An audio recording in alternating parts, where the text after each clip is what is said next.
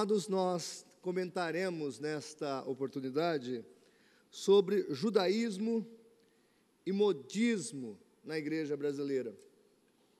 É um problema que nós já estamos vivendo desde a década de 90, começou na década de 80, mas piorou a partir da década de 90 e complicou-se muito mais hoje. Então, nós temos aí uma coisa grave, que é essa aculturação ao judaísmo à igreja brasileira. E quero, antes de começar, deixar claro que não somos antissemitas.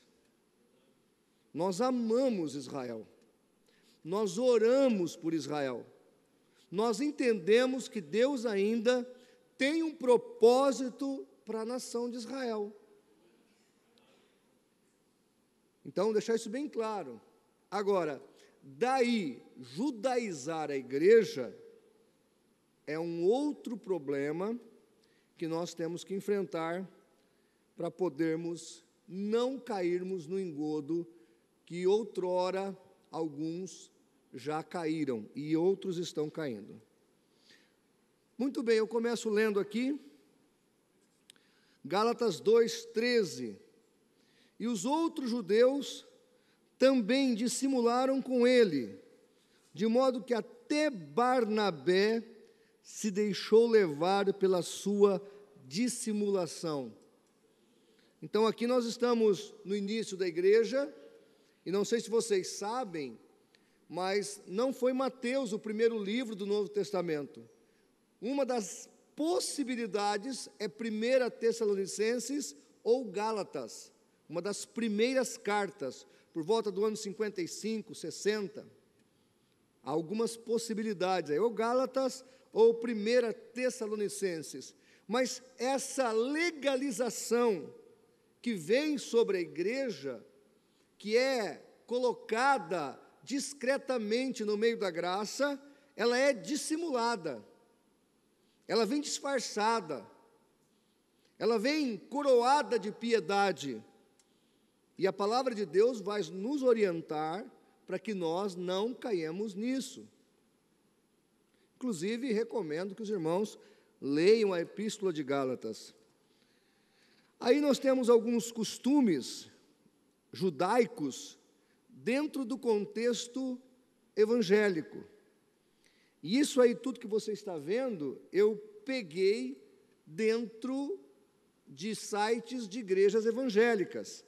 Nós temos aqui em São Paulo o Templo de Salomão, onde os pastores pregam vestido como um sacerdote judeu, com toda essa estola sacerdotal. Nós temos igrejas que o culto não começa se a Arca da Aliança não for introduzida. Não pode começar o culto. Calma, que a Arca não entrou ainda. Então, só vai começar o culto se a Arca da Aliança estiver lá. Eu fico pensando, esse camarada que tem a Arca da Aliança é mais perspicaz do que o Indiana Jones e muito mais científico do que a própria arqueologia, porque nem o Indiana Jones, nem a arqueologia achou a Arca da Aliança, mas eles encontraram. Algumas igrejas, no meio do louvor, toca chofar. Algumas igrejas não têm assim lâmpadas laterais para enfeitar o templo, mas candelabros. Algumas igrejas, o púlpito atrás assim tem candelabros enormes. Eles têm aquelas luzes de neon. Algumas igrejas, os pastores pregam, os mais discretos, com quipá na cabeça, com um talit nas costas, você está vendo aí. Isso tudo é fora completamente da visão cristã. Não há paradigmas dentro da igreja. Esse tipo de coisa não se adequa à fé cristã. É algo paralelo. Podemos até respeitar essas coisas como cultura judaica. Não há problema de nós chegarmos numa tribo indígena e nós termos lá um pastor indígena com um cocar na cabeça. Isso acontece. Nós temos pontos missionários entre os indígenas, e os pastores indígenas, eles usam lá suas roupas tradicionais. Entretanto, respeitar a cultura é uma coisa, divinizar aquilo, aí é outra coisa. Uma vez eu postei no canal do CACP uma entrevista que eu fiz com o professor Paulo, e eu vou citá-lo porque ele pediu para citá-lo, e o professor Paulo Cristiano, na sua explicação, ele falava sobre o véu da cristã no Brasil. E aí eu peguei o véu dele, eu estava entrevistando ele, saiu num programa da Bandeirantes, lá no interior de Rio Preto. E eu pus o véu na cabeça para mostrar como é que as mulheres usavam. Não tínhamos uma mulher no estúdio, então eu pus o véu para mostrar como é que se usava o véu. Na verdade, o véu bíblico é muito mais parecido com o véu que as muçulmanas usam do que o véu que as mulheres da cristã no Brasil usam. E aí, um belo dia, tocou o telefone, um promotor de justiça, membro da congregação cristã. E ele me disse: eu assisti aquele vídeo vergonhoso do senhor. Eu falei: qual deles? São tantos. Quer dizer, tantos vídeos eu tenho lá, né? O canal do CACP tem 672 vídeos, pelo menos até ontem, viu, pastor Tardes? Porque agora eu vou subir a sua palestra, vai ser 673. E aí ele disse: aquele do véu, porque o artigo, acho que é Código Civil, né? O artigo do Código Civil, número 270, 370, diz que é crime vilipendiar objeto de culto. E o senhor vilipendiou o véu da nossa igreja. Eu falei: rapaz, eu sempre achei que vocês erravam, mas não imaginavam que vocês tinham ampliado os erros de vocês. Aí ele falou: como assim? Eu falei: olha, já é errado usar véu. Agora, transformar esse véu num objeto de culto é idolatria. Então, se o senhor me processar, vai ser ótimo, porque o senhor vai provar que a sua igreja pratica uma idolatria em prol desse véu. Resposta dele: caiu a ligação, desligou o telefone. Ele não continuou a discussão. Afinal de contas, se há uma divinização, uma sacralidade no véu que se usa ali, isso é o quê? Idolatria. E a igreja de Jesus não está focada em idolatria. Nada aqui é objeto de culto. Nada. Aqui é lugar de culto, não de adorar alguma coisa. O púlpito não é venerado, os objetos da igreja não são venerados, nada aqui é objeto de adoração. Nós, sim, somos adoradores que adoramos o Pai em espírito e em verdade. Por isso nós podemos estar dentro deste templo, como nós podemos estar embaixo da mangueira aqui do lado. É mangueira ou paineira que tem aqui do lado? Essa gigante aqui é paineira? Nós podemos estar aqui nessa paineira ou podemos estar dentro desse templo. Para nós não faz diferença, porque lá em João capítulo 4, versículo 23, Deus procura adoradores que o adorem em espírito e em verdade. Então a nossa adoração não é focada em objetos, a nossa adoração não é focada em locais, a nossa adoração é dentro do coração do homem. E aí, nós temos então essas coisas. Continuando aí, o judaísmo gira em torno de 3 grandes verdades: um povo, uma terra e um Deus.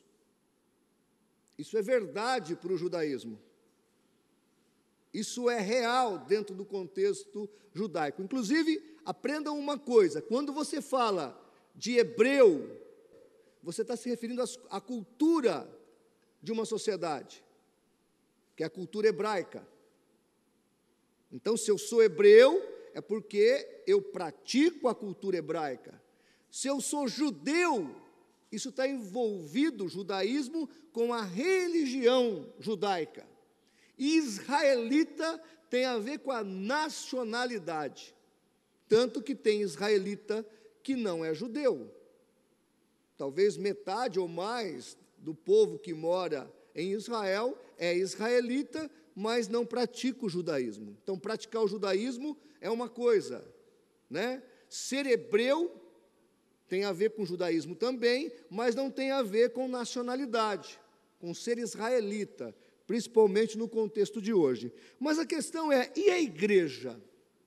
Como funciona a igreja? E aqui eu vou explicar algumas coisas. Primeiro, no cristianismo, há um povo, mas não de uma etnia. A igreja é o povo de Deus, composta de homens de toda tribo, língua, povo e nação. Apocalipse 5:9. Em Gálatas 3:28 está escrito: não há judeu nem grego, não há escravo nem livre, não há homem nem mulher, porque todos vós sois um em Cristo Jesus. Então a palavra de Deus é claríssima. Isso no judaísmo não é realidade, mas na vida da igreja, sim. Se alguém quer fazer parte da igreja, tem que entender que o que ele viveu ou foi no passado é irrelevante. Se alguém está em Cristo, nova criatura é. As coisas velhas se passaram, eis que tudo se fez. Como é que o apóstolo Paulo tinha a sua vida no judaísmo? Ele fala: deixei tudo como esterco, deixei tudo como coisas passadas, deixei tudo como coisas que não valiam nada, porque eu achei o bom tesouro, o verdadeiro tesouro, que é Cristo Jesus. Segunda observação, nós cremos também que há só um Deus, que se revelou em Jesus Cristo, sua palavra final, negado pelos judeus. Isso é importante. Os judeus, irmãos, negaram Jesus.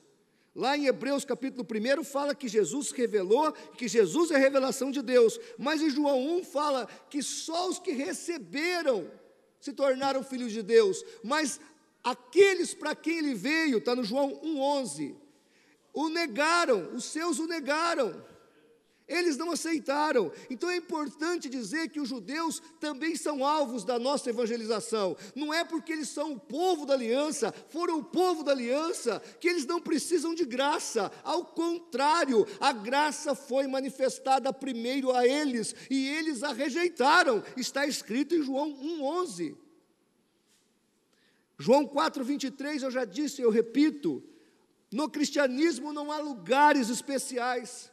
A mulher samaritana pergunta: é em Samaria ou é em Jerusalém? É no monte ou é no templo? E Jesus diz: não é no monte, não é no templo, não é em Samaria, não é em Jerusalém, é dentro do coração, porque a hora chegou em que os verdadeiros adoradores adorarão o Pai em espírito e em verdade, porque Deus é espírito.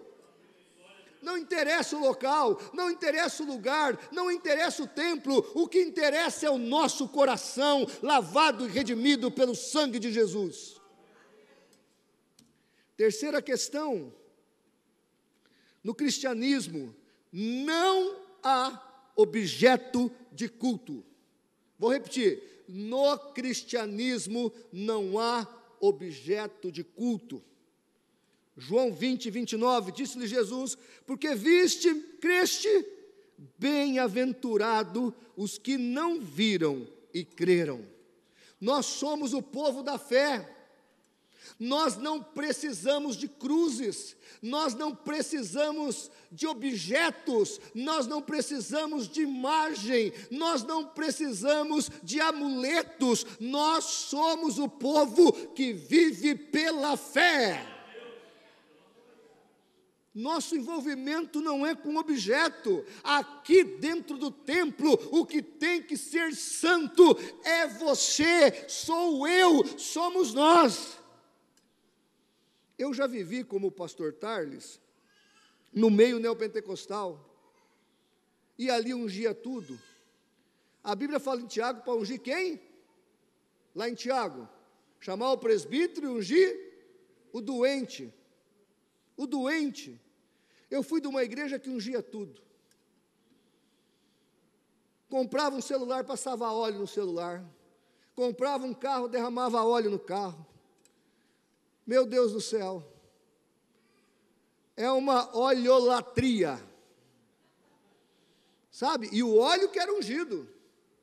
Óleo poderoso. Para expulsar demônio, tem óleo. Para expulsar enfermidade, tem óleo. Para mal olhado, tem óleo. Né? A sogra chegou em casa, passa óleo. Então tinha óleo para tudo. Eu fui uma vez numa igreja vender o meu livro. Tinha acabado de lançar o livro Céu e Inferno. Um livreto muito interessante. Precisamos até relançá-lo. E era uma quadrangular, inclusive. Uma igreja evangélica. E aí, pus lá minha mesinha de camelô de pastor, aquela uma que todo apologista tem. Tá os irmãos lá atrás que não me deixam mentir. E aí, botei bonitinho meus livrinhos. Chegou a assessora do pregador, do apóstolo que estava pregando lá. O cara chegou lá e botou uma mesinha de óleo vermelho, uma mesinha de óleo amarelo e uma mesinha de óleo branco. Devia ter uns 300 vidrinhos em cada mesinha. E a minha mulher estava comigo aquele dia, e ela, fica quieto, que o pastor foi bondoso e te deixou vender o livro aqui. Psh. E eu, Jesus. E aquele pastor pregou, e eu ali me aguentando, estava terminando o culto, eu cheguei na irmãzinha e falei, irmã, por que tem óleo de cores diferentes? Ela falou, pastor, esse óleo ungido é porque tem objetivos diferentes. Eu falei, é? O amarelo, prosperidade. O vermelho, cura. O branco, libertação. Aí eu falei, se eu levar, e na hora de orar lá, eu botar um no lugar do outro. Não funciona não, irmão. Para funcionar isso aí, por exemplo, é o vermelho, é para cura divina. Tem que passar o vermelho, e por 7 dias. Já recomendo que o senhor leve 2 de cada. E ela vinha até com a receitinha, com a bula, que é para não errar. Porque se passar o branco, que era de libertação, no doente, não funcionava. Irmãos, acabou o culto. E eu lá esperando. Expectativa, foi o meu primeiro livro, Céu e Inferno. Vendi 2 livrinhos. R$10 o livrinho, vendi 2. Do lado assim, aquele monte de gente. Irmãos, não deu para quem quis. O cara vendeu 300, tinha lá umas 150 pessoas, 120 pessoas, vendeu 300 kits. O cara comprou até para a sogra dele. 300 kits. E eu fiquei lá com 2 livrinhos. E a minha mulher falou, não fica triste, amor. Falei, meu bem, acho que eu vou comprar um pouco de óleo, botar na capa do livro e dizer, compre meu livro com óleo benzido. Vai vender. Aí depois o cara passa o óleo, a hora que lê o livro, descobre que não precisa do óleo. Mas aí eu já vendi o livro, né? Mas não seria muito correto. Mas dentro da igreja, irmãos, não há objetos de culto. 2 Coríntios 5,7, porque andamos por fé e não por vista. Hebreus 11:1, ora, a fé é o firme fundamento das coisas que se esperam e a prova das coisas que não se vêem. Nós não precisamos de amuletos, nós não precisamos de abascanto, nós não precisamos de rosa ungida, de sabonete ungido, nós não precisamos de água de descarrego, nós não precisamos de sal grosso, nós temos o principal, que é Jesus, autor e consumador da nossa fé. 4º ponto, os judeus tiveram a grande oportunidade, mas eles foram cortados. Romanos 11:20, está bem, pela sua incredulidade foram quebrados, e tu pela fé estás firme, não te ensoberbeça, mas teme, aqui quebrado é cortado. Hebreus 11:6 e 7, mas se pela graça já não é pelas obras, de outra maneira a graça já não é graça, pois que o que Israel busca, isso não o alcançou. Paulo está deixando claro, Israel perdeu a sua oportunidade, Israel perdeu a chance de receber o Messias e, através do Messias, pregar ao mundo todo, porque esse poderia ser o destino de Israel. Mas, ao negar, Deus funda a sua igreja, e Deus estabelece o seu reino, e nós somos a igreja de Jesus. Então, é importante entendermos isso. Agora, o que é perigoso? Perigoso é o que alguns apóstolos modernos estão querendo fazer. Esse aí é o René Terranova. Ele agora não está muito contente em ser apóstolo, não. Ele está com a intenção até de virar arcanjo. Mas ele disse o seguinte: as festas bíblicas são ordens sagradas do Senhor. Elas não são apenas judaicas. Essas festas não são um convite para que a igreja volte à primeira aliança, mas para sustentar a mensagem que elas transmitem. Preste atenção ao que está sendo ministrado, pois Roma não deseja que nossos olhos estejam abertos. Roma quer nos prender ao paganismo. Esse paganismo se traduz na tentativa de deixar as festas bíblicas no esquecimento e de pregar as festas pagãs e tentar cristianizá-las. Porém, Deus abriu os nossos olhos. Então, veja como o diabo é sutil. É bem verdade que estão tentando paganizar a igreja. Isso não é mentira, não.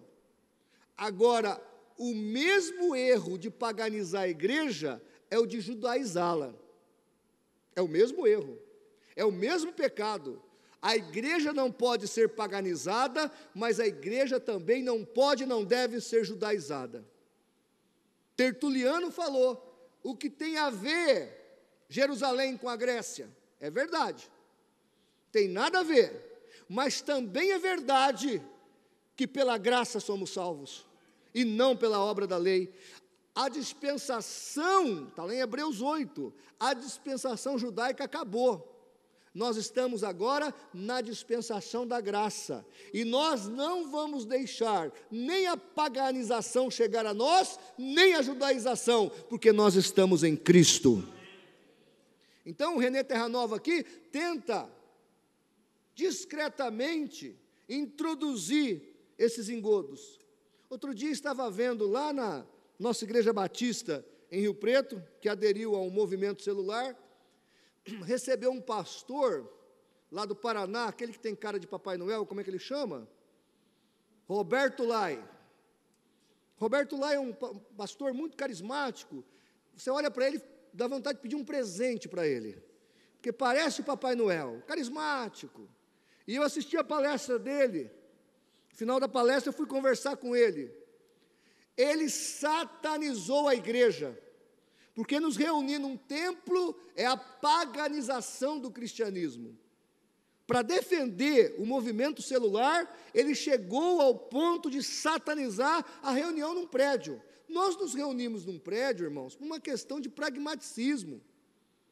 Aqui tem banheiro grande para bastante gente, aqui tem sala para as crianças, aqui tem sala para os jovens, aqui tem salas de EBD, aqui tem um ambiente para comportar 300, 400 pessoas, só por isso, é uma questão de pragmaticismo.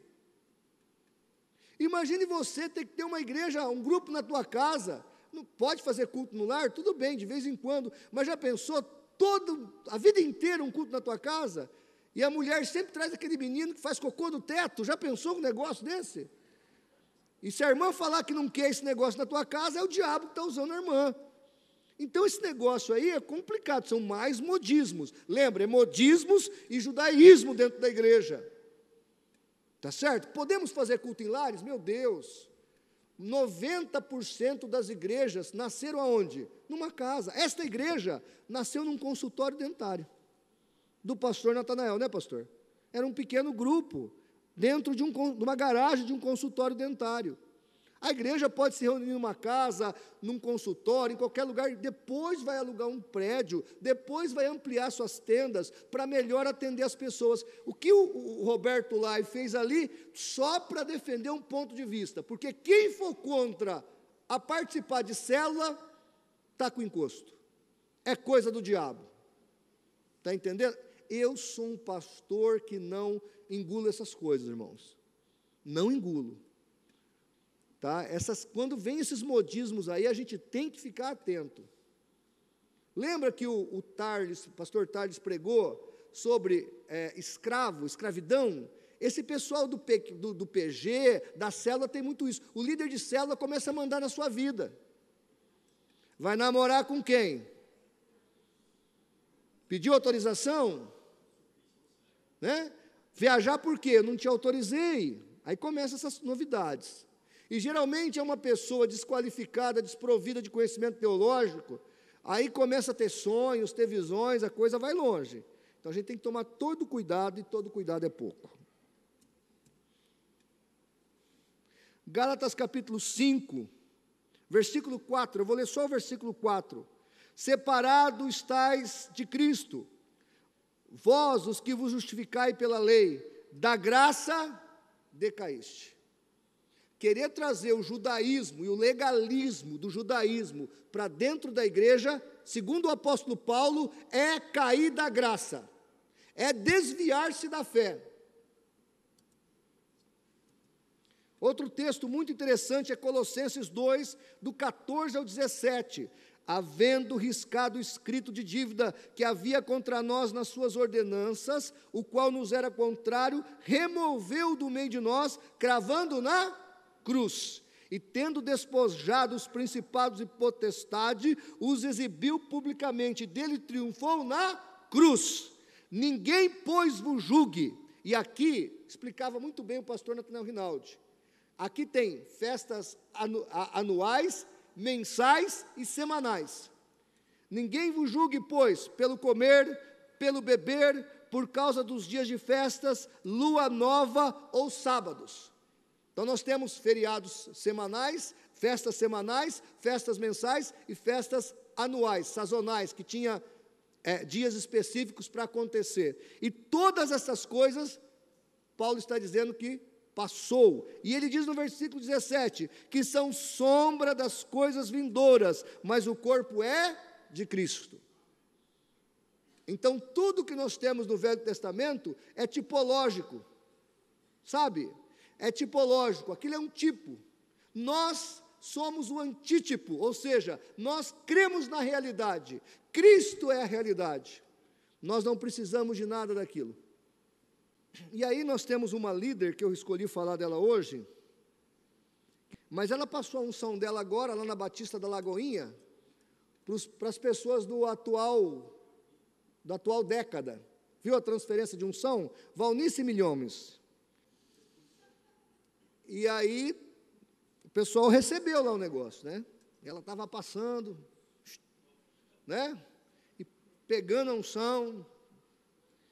Irmãos, é uma coisa, tem um artigo muito bom, escrito pelo meu aluno, lá do Seminário Teológico CACP, pastor Nathanael Rinaldi, e o meu aluno escreveu um artigo brilhante sobre unção, porque unção, irmãos, quem dá é Deus, a unção vem de Deus, e lá em 1 João, eu acho que é 1 João 2,20, 2,27, está escrito que nós temos a unção.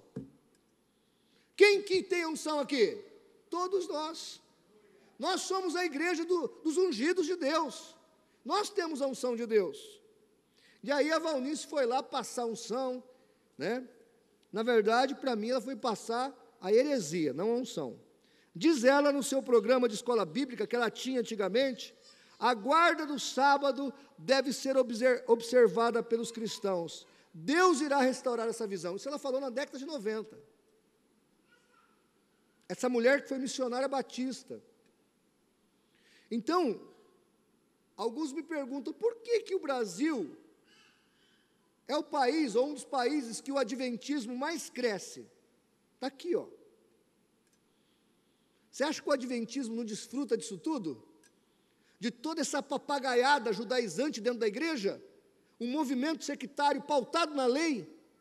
Vai desfrutar disso. O Brasil precisa, a igreja brasileira precisa acordar. As pessoas, e principalmente os pastores e líderes, fazem de tudo para chamar atenção. Tem gente que prega com a cueca do Superman. Lá em Rio Preto tem um que imita lá o cara, como é que chama? Lucinho. Tem um tal de pastor Lucinho da Lagoinha, né, que prega vestido de Chaves, de Superman. Tem um em Rio Preto que imita ele. Acho que o Tardes conhece ele. Imagine eu aqui, pastor Natanael, de Superman com a cueca por cima da calça. Que coisa horrorosa. O cara faz de tudo para chamar atenção. Que é isso? Que é isso?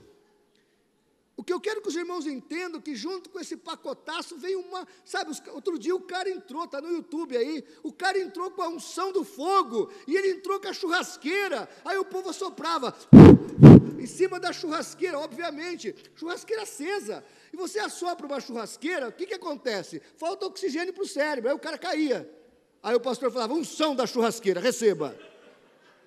É verdade. E hoje, irmãos, com esse negócio aqui, ó, o cara não perde nada. E ainda põe no Facebook. Nós estamos virando piada. Pelo amor de Deus. Primeiro, eu não vou perder muito tempo, já que a palestra não é disso, em falar sobre sábado. Quem quiser, me chama no WhatsApp. Quem não pegou meu cartão, passa lá na livraria da igreja, tem lá o meu cartão. Você pode adquirir lá o meu cartão. Tem o meu WhatsApp. Você pode me cadastrar na sua agenda primeiro. Depois me chama e fala, pastor, eu quero entrar na sua lista de WhatsApps apologéticos e quero o livro sobre o sábado. O sabatismo à luz da Bíblia, escrito pelo professor Paulo Cristiano, pelo pastor Natanael Rinaldi e por mim. Eu mando o PDF dele gratuitamente para você. Mas 2 textos que deixam claro para quem que é o sábado. Êxodo 31, 16 e 17. Guardarão, pois, o sábado, os filhos de, celebrando nas suas gerações por aliança perpétua, entre mim e os filhos de Israel, será um sinal para sempre, porque em 6 dias fez o Senhor os céus e a terra, e ao 7º dia descansou, restaurou-se. Deuteronômio 5,15, porque te lembrarás que foste servo na terra do Egito, e que o Senhor teu Deus te tirou dali com mão forte e braço estendido, por isso o Senhor teu Deus te ordenou que guardasse o quê? O dia de sábado. Quem tem que guardar o sábado são os judeus. Claro, se aceitar a graça de Jesus, não precisa nem judeu guardar sábado. Se ele quiser por um costume, tudo bem. Se ele falar, eu vou fazer o Shabat aqui, vou comer um pão asmo aqui, um vinho sem fermento, porque a festa judaica não tinha fermento nem no pão, nem no vinho, viu? Então, tudo bem. Até dá para respeitar isso, o cara quer uma questão cultural, mas, na graça de Jesus, isso aqui era perpétuo lá, naquela aliança, na graça de Jesus nós estamos livres disso. Mas me pede lá que eu mando para você. Olha, a História Eclesiástica, página 27, e página 106, edição da 106ª edição, não, edição da CPAD, a primeira edição, página 27, página 106. Diz o texto, História Eclesiástica de Eusébio de Cesareia, eles, portanto, não consideravam a circuncisão, nem observavam o sábado, como também nós não fazemos isso. Nem nos abstemos de certos alimentos, nem consideramos outras imposições que Moisés subsequentemente entregou para serem observadas em tipos e símbolos, porque tais coisas não dizem respeito aos cristãos. Também celebravam os dias do Senhor como nós, para comemorar a sua ressurreição. Então, Eusébio de Cesareia, o primeiro livro sobre a história da igreja, no século III para o século IV, ele deixa claro, claríssimo, que a igreja de Jesus não se envolvia com práticas litúrgicas do judaísmo. Só para você ter uma ideia, a igreja primitiva, ela não tinha nem música. Quando fala de salmodiar, é recitar. Mas a musicalidade era muito pobre dentro da igreja. Instrumentação, quase zero, ou zero. Quem vai começar a trazer a música para dentro da igreja é Gregório o Grande, no século VI, século VII, que aí tem os cânticos gregorianos. Já ouviram falar dos cânticos gregorianos? Aí a música começa a entrar dentro da igreja. A igreja não tinha bateria, não tinha tabaque, não tinha órgão, não tinha teclado. Não estou dizendo que a Bíblia proíbe isso. Mas por que os cristãos primitivos faziam assim? Porque queriam se apartar dos judeus. Nós não somos uma seita judaica, nós somos os cristãos. Está entendendo? Muito bem, olha aí que interessante. Efésios 4:5 diz que só temos um batismo. Um só batismo. Nós batizamos nas águas, uma vez só está bom. Quando tem excursão para Israel, o pessoal vai para lá, quer todo mundo se batizar de novo. Sabe o que eles estão fazendo aí? Tomando banho no Rio Jordão, nada mais que isso. Por quê? Vai tomar banho. Vai tomar banho. Batismo é um ato de fé. Morre para o mundo e ressuscita para Deus. É um ato de fé. Um ato de fé. Não tem que ficar se batizando. Ainda comentamos hoje de manhã que tem seitas aí que o cara pecou e ele batiza de novo. Como é que chama aquele comediante? Aquele que é evangélico lá? Jonathan Neymer. O Jonathan Neymer fez um vídeo muito legal sobre o batismo e o adventista. E ele chegava no pastor, pequei de novo. Vamos batizar, tal, batizou. Daí uma semana, o que você está fazendo aqui? Pastor, fiz de novo, vamos batizar. Aí depois da quarta vez, os irmãos já não iam mais no batismo dele, o pastor já segurava ele embaixo da água. Aí na quinta vez ele foi sozinho, o pastor nem quis ir junto.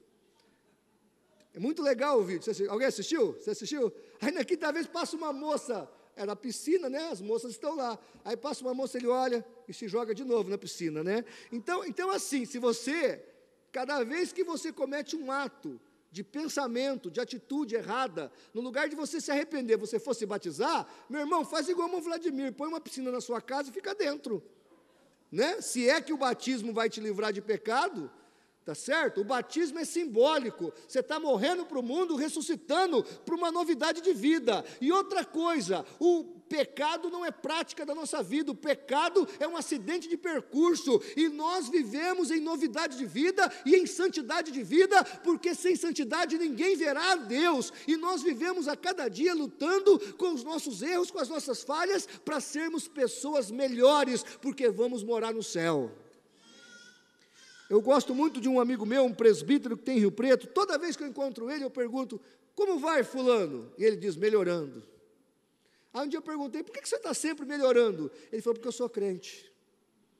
O crente tem que estar sempre melhorando. Aqui nós temos uma outra questão, que é o fetichismo com as coisas da Terra Santa. É a areia da Terra Santa, é água da Terra Santa, é sal santo, é folha de oliveira da Terra Santa, é cajado da Terra Santa, é óleo santo da Terra Santa, é candelabro santo e etc. Estão acabando com Israel, né? Vai acabar tudo lá, porque vai ser uma degradação, porque o que tem de gente pegando as coisas de lá, né? Porque a areia é a areia de Israel, a verdade estão consagrando areia por aqui mesmo. Mas para que eu preciso disso?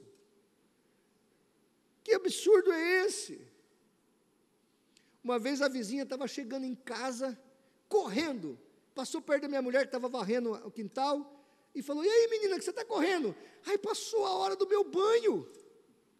Minha mulher pensou, né, nunca vi alguém com tanta pressa para tomar um banho, mas ela imaginou, sei lá, que ela ia tomar algum remédio, que estava passando por alguma medicação que não podia de água fria. Ela imaginou alguma coisa assim. Daí um pouco a menina está lá no quintal, né? Derramando um saquinho de água benta sobre a cabeça. Aí a minha mulher estava em frente, a casa era de grade, e a mulher perguntou, é esse banho aí? Ela falou, é um banho do descarrego lá da IURD, lá da Universal. A mulher estava desesperada para tomar um banho santo. É macumba, irmão. E disseram ainda para ela que era água do Rio Jordão. Puxa vida.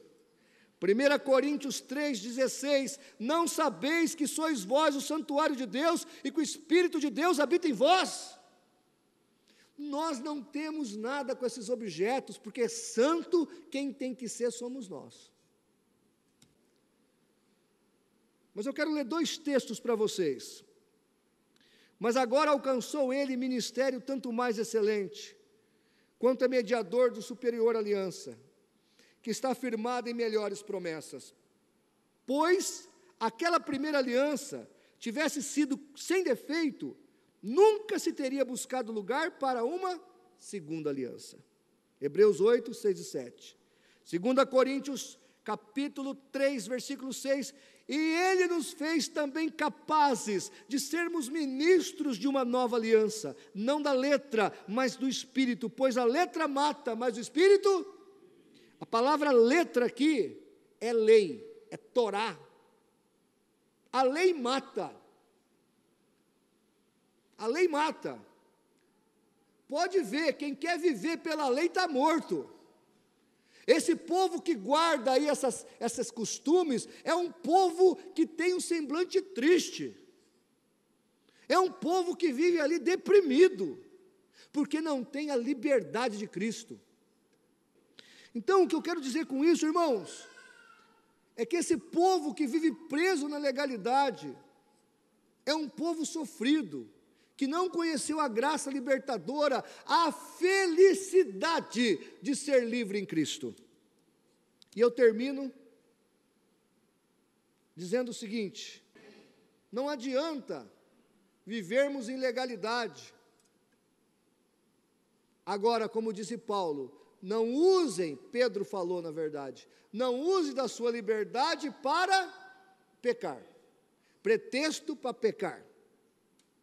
Você é livre, mas não use isso como pretexto para fazer também coisa errada.